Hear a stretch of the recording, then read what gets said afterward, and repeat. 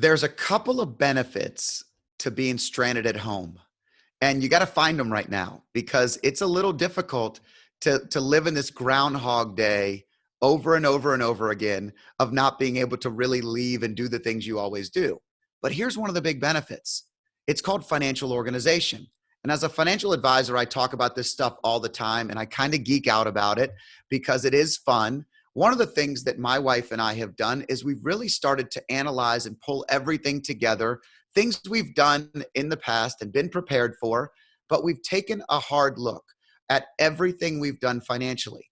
We went ahead and pulled last year's credit card statements and spending and evaluated the bills and where money's going, because it's important for people to be doing that right now because it might be something that maybe your job or your spending habits might have to change. Maybe your job is no longer there and you need to be aware of where money's gone in the past year. It's an inventory to identify not only what you've done, and don't get caught in the weeds of saying, if I only didn't do this. All we can do is focus on the future. So you want to evaluate spending and income and where it's actually coming and going from. And that's a very simple way to look at it, but it's the start. The other thing I think is really important right now, I have a lot of friends that are estate planning attorneys and in the estate planning business. And they're doing an amazing job. They're doing the best they can right now with things like drive-in signings and setting up your wills and trusts and estates. What a huge value it is to be stuck at home, to be able to really dive deep into your planning documents. Do you have the right things? Everybody is scared with what's going on today. We're in a recession, or we've started to be in a recession. We have the coronavirus that everybody's fearful about. And when you're fearful about your health, there's no better time to be evaluating if you have your stuff in order. And your stuff can be your power of attorney, your medical directives, and most importantly, just the documents. If something happens to you, is it prepared? And so we went back through and just looked through our documents the other day, and it was a really good exercise. Evaluating all of your inventory of anything that you have, any statements, any 401ks. A lot of people have 401ks at lots of different places. So really just taking an inventory and pulling things together to take a photograph, if you will, of everything out there so you can identify what's working and what's not. Now, we understand when the markets go down, not a whole lot's working. When it comes to investing and looking at statements and gathering information, use it as a chance to consolidate, to pull things together, to reorganize and restructure. It's a really important and powerful lesson right now, and it's just a matter of kind of pulling things in.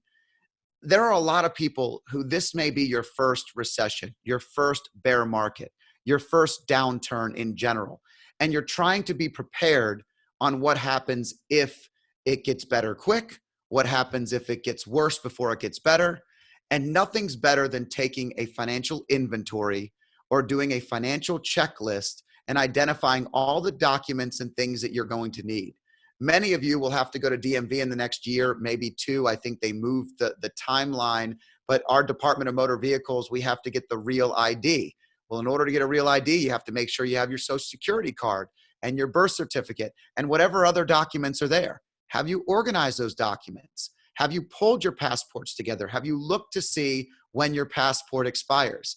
Maybe we're not traveling right now, but I can tell you that travel is going to be awesome and cheap and an amazing opportunity in the near future. So be prepared. Start getting ready for what might happen. Start being prepared for things in the future. Pull things together to be out in front of it. I had a conversation with our neighbors. We're having lots of conversations with our neighbors. I'm so thankful to have great neighbors right now. And we were talking about, gosh, if we can't leave or we can't do the things that we're expecting to do as summer approaches, are we prepared? Do we have the things we need going into a new season? Have we evaluated things that we need in the household? Financial stability is not just about what's right in front of us immediately. That's what we're talking about right now, which is what's easier to think about right now, but it's also what are the steps we can take of the bigger items and organizing them to be better prepared financially in the future. So I encourage you to get a little nerdy, get a little into the weeds, evaluate things that you've been doing over the past year, look at where the money's coming in from, look at where it's going.